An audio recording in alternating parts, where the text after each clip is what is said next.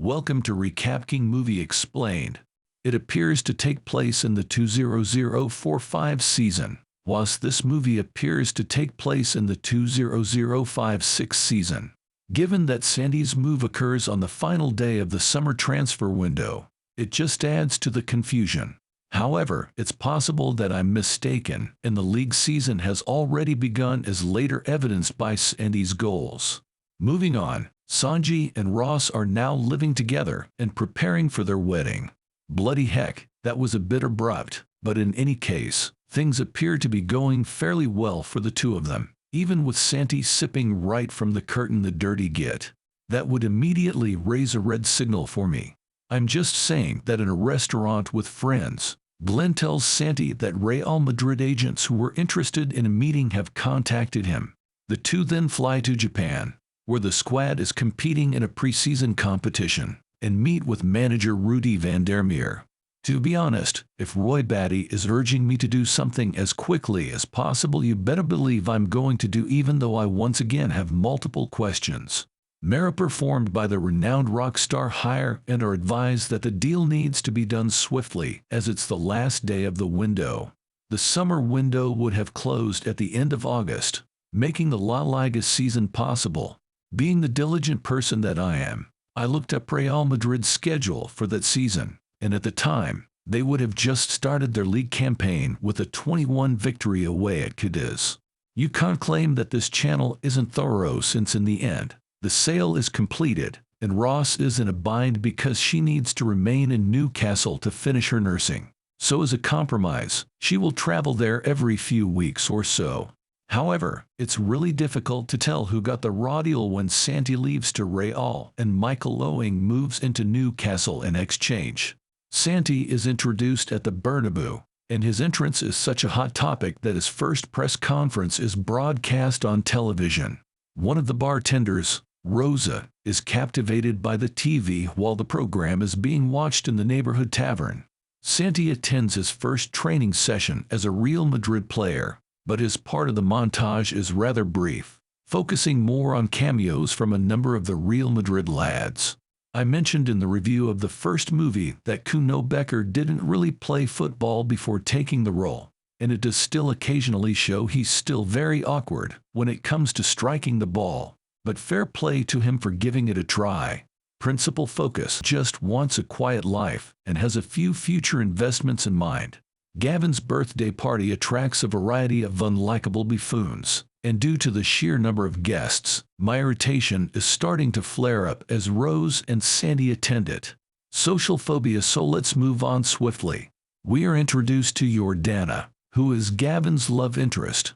However, she seems more interested in our boy Santi. At least that's what I believe, because no woman has ever done that to me. God, I'm so lonely. After noticing how nice Gav's gaff is, Santi makes the wise decision to purchase a vehicle of his own in Madrid. Ross, who was not notified of the decision, is somewhat taken aback by this. Cindy's behavior and attitude are gradually beginning to shift.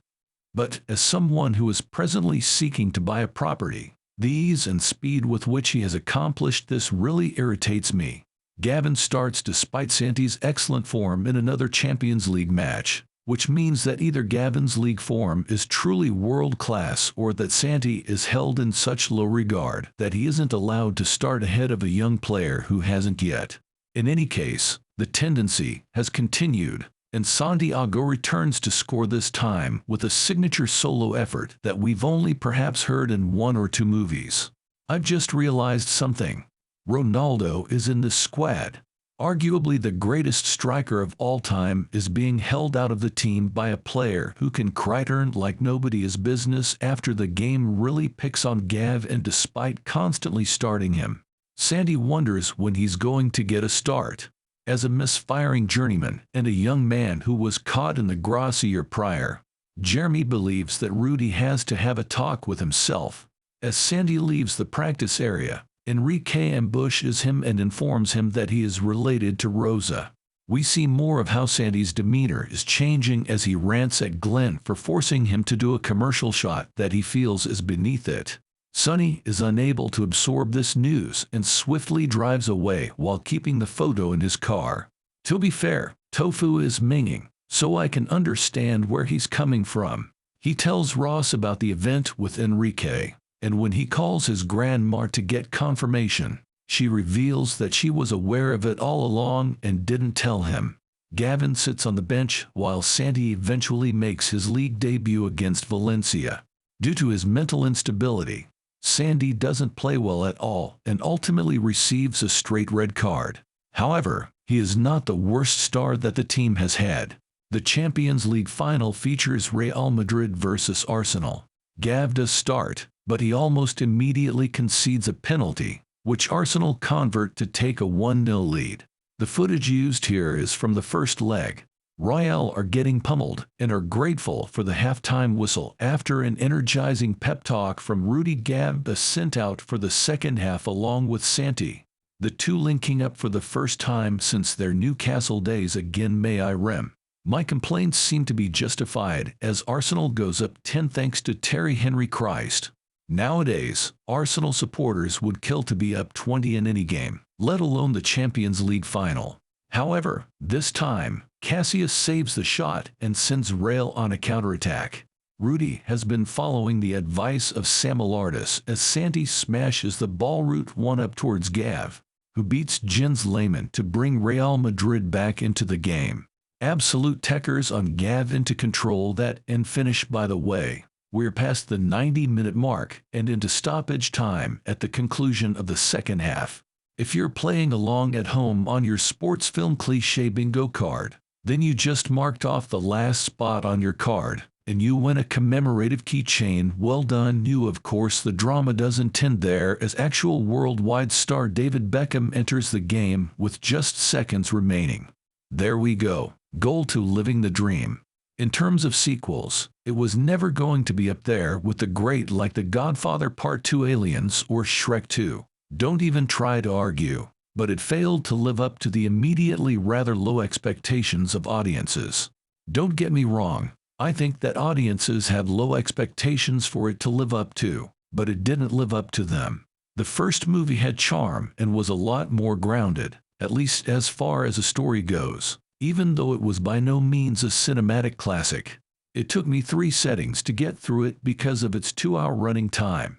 Yes, the first film had a similar length, but there were so many things that could have been cut which would have made for a much more streamlined and overall better experience. That's not to say there aren't any flaws, but this felt like an obligation that just needed to get done. The performances, for the most part, are fine, with Anna Frail and Alice Vola being the standouts.